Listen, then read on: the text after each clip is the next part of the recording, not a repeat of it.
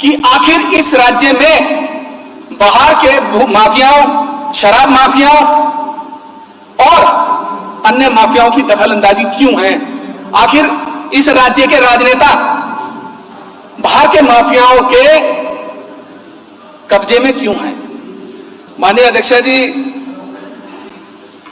रोज रोज इस सदन में जब भी सत्र चलता है कई तरीके के मुद्दे आते हैं, चर्चाएं होती हैं और वो बातें यहीं खत्म हो जाती हैं।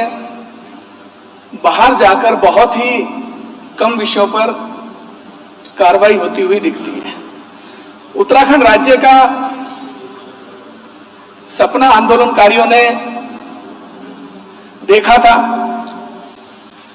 बड़े बड़े आंदोलन हुए, बड़े बड़े गोलीकांड हुए, खटीमा गोलीकांड हुआ, मसूरी गोलीकांड हुआ और सबसे बड़ा रामपुर तिराहा कांड हुआ, जहां पर माताओं बहनों की असमत से लेकर हत्याएं तक आधी रात में की गई।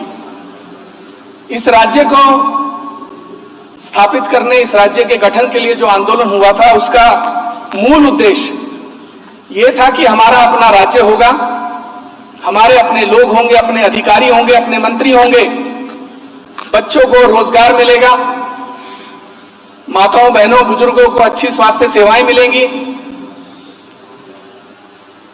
लेकिन हुआ इसका उलट। आज ये 24 वर्ष का जो राज्य है, युवा राज्य, इसके पैदा होने के साथ ही इसको पोलियो हो गया था, अपने पैरों पर कभी खड़ा ही नहीं हो पाया। माननीय अध्यक्ष जी, 2002 से लेकर 2020-21 तक, 22 तक लगातार इस राज्य में भ्रष्टाचार चरम पर रहा।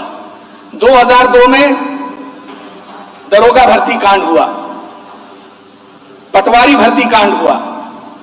2010 में माइक्रो हाइडल प्रोजेक्ट स्कैम हुआ।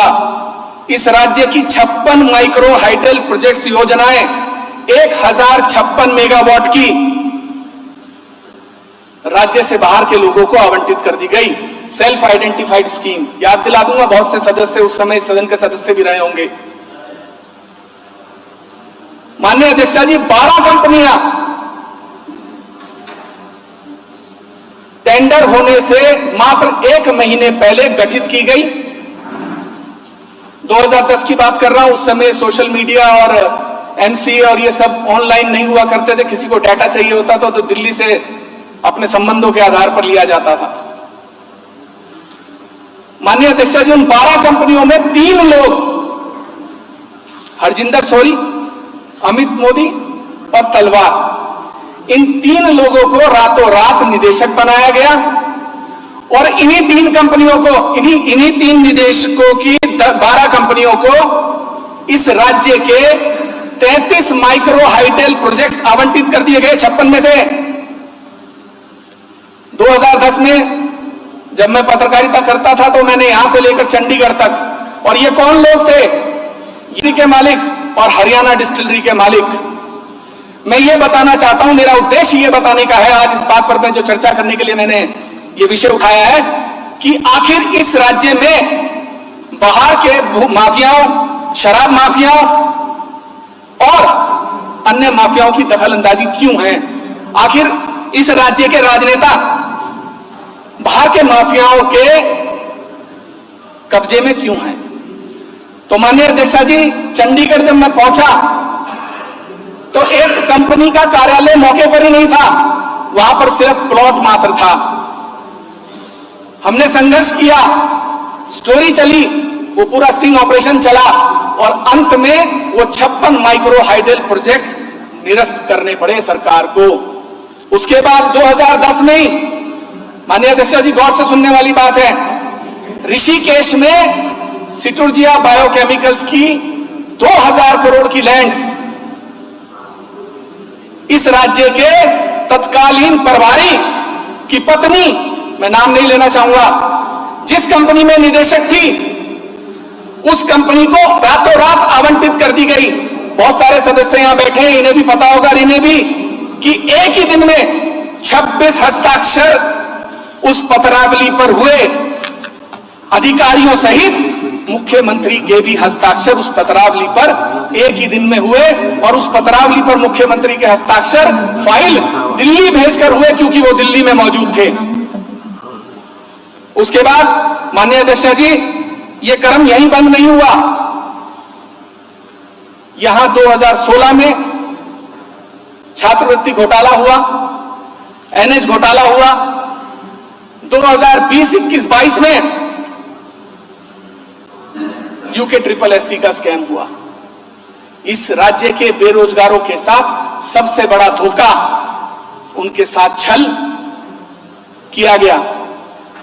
नियुक्ति घोटाला हुआ विधानसभा के अंदर नियुक्तियों का, उसकी आंच से आप भी नहीं बच पाई।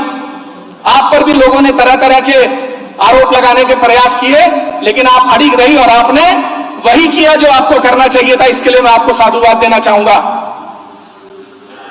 माननीय अध्यक्ष जी, कुछ दिनों पहले हमारे राज्य के एक नामी व्यापारी सत्येंद्र साहनी जी ने आत्महत्या कर ली। ये बड़ा दुखद विषय था पूरे राज्य के लिए। प्रतिष्ठित व्यक्ति थे।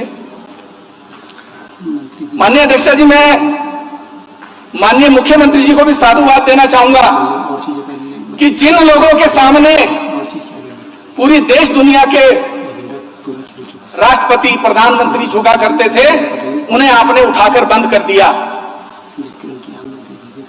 मैं डीजीपी को भी साधुवाद देना चाहूंगा कि तमाम आरोपों के बावजूद आप झुके नहीं और आपने उन लोगों को बंद करके रखा। आपने प्रयास किया कि उस साहनी परिवार के साथ न्याय हो। लेकिन यहां से कहानी शुरू होती है। माननीय अध्यक्ष जी, असल में कहानी क्या है? सत्येंद्र साहनी जी की कंपनी के साथ एक ज्वाइंट वेंचर किया गुप्ता बंधुओं ने। यह नाम इस सदन के लिए नया नहीं है।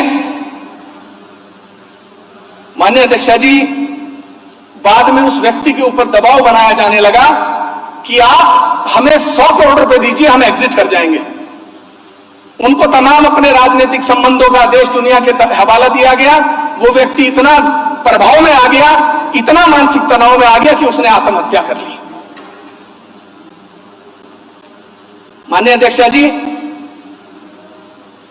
अजय गुप्ता, अतुल गुप्ता, टोनी गुप्ता, गुप्ता ब्रदर्स, उत्तराखंड इन नामों से माननीय अध्यक्ष जी भली भांति वाकिफ है।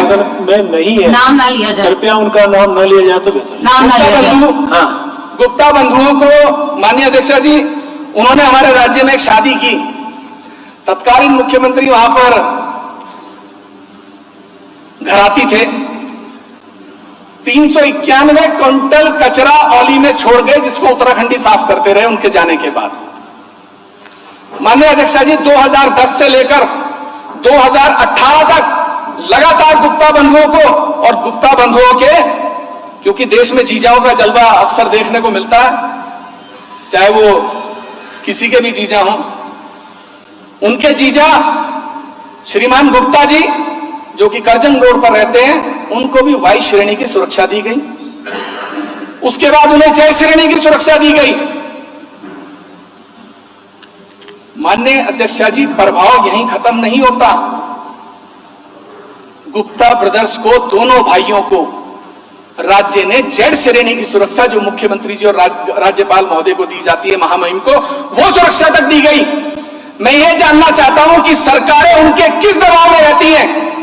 आखिर क्या लेकर सरकारों ने उनसे ठाया हुआ है, हमारे राज्य के नेताओं ने, जो हम उनसे इतना दब कर रहते हैं? किस आधार पर जिन लोगों को पूरी दुनिया में वांटेड घोषित कर दिया गया, एफबीआई ने जिनके खिलाफ इन्वेस्टिगेशन खोल दी, जिनके खिलाफ रेड कॉर्नर नोटिस जारी कर दिया गया, जिनको दुबई में गिरफ्तार कर लिया गया, जिनके खिलाफ साउथ अफ्रीका में सबसे बड़े भ्रष्टाचार के चलते रेमंड जोंडो श्रीमान महामहिम, जो कि पूर्व सुप्रीम कोर्ट के जस्टिस हैं, उनकी अध्यक्षता में आयोग बनाकर जांच कराई गई। एफबीआई ने कहा कि ये लोग स्टेट कैप्चर करने वाले लोग हैं, जो राज्य के नेताओं और ब्यूरोक्रेट्स के साथ मिली भगत करके उनको करप्ट करते हैं पहले, और उसके बाद उस राज्य या उस देश के संसाधनों का इस्तेमाल करते हैं। 2016 में जेड श्रेणी की सुरक्षा दी गई, 2018 में 6 जून को फिर जेड श्रेणी की सुरक्षा दी गई। माननीय अध्यक्ष जी, मैं जानना चाहता हूं इस सदन से, और सुनिए, माननीय अध्यक्षा जी, सारा कंप्यूटर्स इलेक्ट्रॉनिक्स लिमिटेड, जिसको यूएसए में प्रतिबंधित किया गया, जिसके खिलाफ मनी लॉन्ड्रिंग के आरोपों के चलते साउथ अफ्रीका में प्रतिबंधित किया गया, जिसको यूएई में प्रतिबंधित किया गया, उस कंपनी की सब्सिडरी कंपनीज देहरादून के अंदर फॉर्म की गई। हेरिटेज एविएशन, अधिकतर हवाई जहाज इस राज्य में हेरिटेज एविएशन के उड़ते हैं। माननीय भी उसमें बहुत सारे सफर करते हैं, हमने भी किया है, लेकिन पैसे देकर किया है। माननीय अध्यक्षा जी, मैं जानता हूं कि जानना चाहता हूं कि हेरिटेज एविएशन के साथ ऐसा क्या प्रेम है कि जितनी सेवाएं यहां शुरू की गई सारी हेरिटेज एविएशन कर रही है। पूरे हेलीपैड पर शस्त्र धारा के उनका कब्जा है, उनकी काट तक अंदर है। मैं एक बात कहना चाहता हूं, हमारे मतभेद हो सकते हैं सरकार के साथ, लेकिन मनभेद नहीं है। अगर उत्तराखंड राज्य की तरफ कोई आंख उठाकर देखेगा तो हम मिट्टी में मिला देंगे।